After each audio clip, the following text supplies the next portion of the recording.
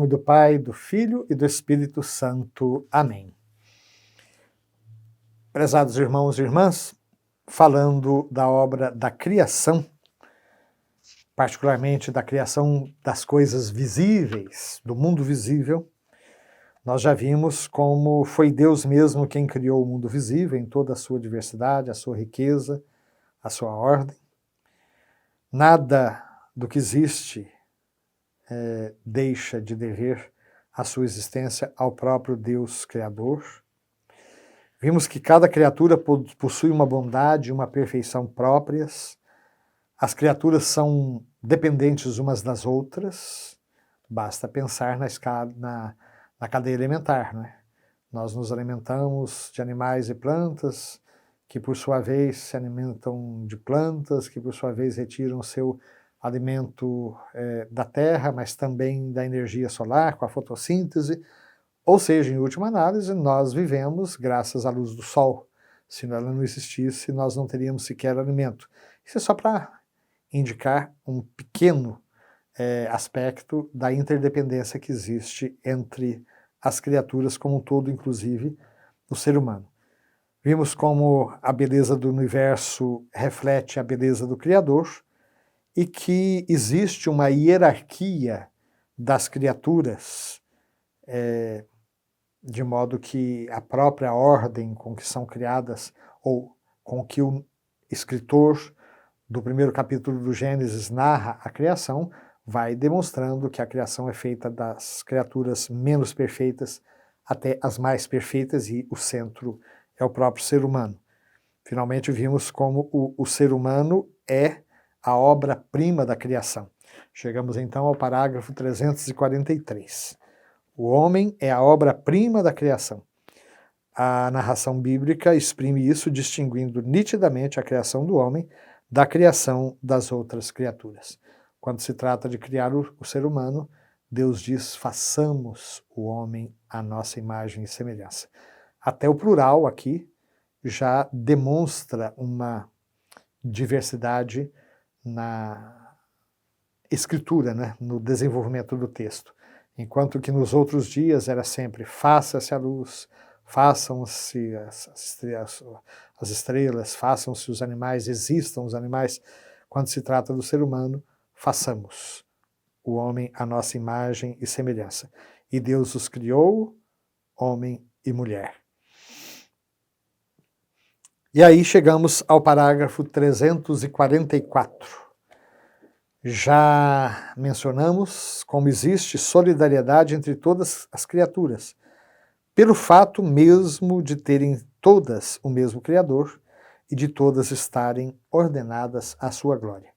E aqui o Catecismo traz essa citação tão bonita do Cântico das Criaturas de São Francisco de Assis, cujo começo inspirou o Papa Francisco na sua encíclica Laudato Si, onde ele trata justamente da ecologia como sendo parte, o cuidado com a casa comum, que é a terra, é parte integrante da nossa corresponsabilidade de cristãos para com a obra da criação. Aliás, a terra é casa comum não apenas dos cristãos, é casa comum de toda a humanidade e de toda a vida conhecida até hoje, né? É a casa de todos nós. Por isso todos nós somos responsáveis pela obra da criação. E São Francisco foi alguém profundamente apaixonado por essa beleza da criação. E aqui, então, o Catecismo cita esse cântico das criaturas, né? Louvado sejas, meu Senhor, com todas as tuas criaturas, especialmente o Senhor irmão Sol, que clareia o dia e com sua luz nos ilumina. Louvado sejas, meu Senhor, pela irmã Água, que é muito útil e humilde, preciosa e casta. Louvado sejas, meu Senhor, por nossa irmã a terra, por nossa irmã a mãe terra, que nos sustenta e governa e produz frutos diversos e coloridas flores e ervas. Louvai e bendizei a meu Senhor e dai-lhe graças e o servi com grande humildade. Não é por nada que São Francisco é considerado o padroeiro da ecologia. O seu amor era muito grande também não só para com os seres humanos, mas também para com toda a criação. E aí nós chegamos ao parágrafo 345, onde aparece o sábado. O fim da obra de 6 dias. Deus criou o mundo em 6 dias e no 7º ele descansou. O texto sagrado, primeiro capítulo de Gênesis, diz que Deus concluiu no 7º dia a obra que tinha feito, e assim o céu e a terra foram terminados. No 7º dia Deus repousou e santificou e abençoou este dia. E aí o nosso catecismo vai nos trazer ensinamentos muito bonitos, decorrentes dessa mesma ideia. Na criação, Deus depositou um fundamento e leis que permanecem estáveis. Estamos no parágrafo 346. Nos quais o crente pode se apoiar com confiança e que para ele serão o sinal e a garantia da fidelidade inabalável da aliança de Deus.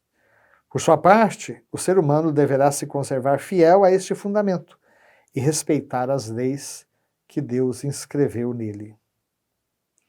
Parágrafo 347.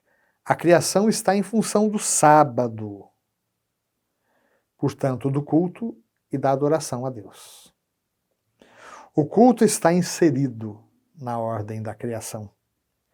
Nada se anteponha à obra de Deus, nos diz a regra de São Bento, indicando assim a ordem correta das preocupações humanas. Nada se anteponha à obra de Deus. O sábado constitui o coração da lei de Israel. Observar os mandamentos é corresponder à sabedoria e à vontade de Deus expressa em sua obra de criação. Aliás, aqui é bom lembrar que existem 2 passagens, uma no livro do Êxodo, outra no livro do Deuteronômio, em que os 10 mandamentos, são apresentados, e particularmente o mandamento de guardar o sábado. A motivação é que Deus descansou no 7º dia. E é por isso que no 7º dia não se deve trabalhar, não trabalharia nem tu, nem tua casa, nem tua parentela, nem teu escravo, nem teu boi, nem teus animais. É um dia de culto ao Senhor. Na outra passagem, a motivação é dada por causa da escravidão. Guardarás o sábado, lembra-te que foste escravo no Egito. Ou seja, o ser humano não vive para o trabalho dignifica o ser humano. De modo que quando alguém é obrigado, por exemplo, pelas condições inadequadas de trabalho, pelo baixo salário, a pessoa é obrigada a trabalhar de segunda a domingo, sem descanso, sem tempo para si, sem tempo para a família. Nós estamos diante de um sistema desumano e contrário à ordem querida pelo Criador. De modo que o repouso depois da criação tem realmente essa dupla motivação. A primeira, reservar o dia para o descanso, porque Deus criou o mundo em 6 dias e descansou, e a segunda, lembrar que a escravidão é oposta ao projeto de Deus. Claro que nós podemos estar nos perguntando, e o domingo? Sobre esse assunto nós vamos falar no próximo programa, porque é que o sábado se tornou domingo na vida dos cristãos.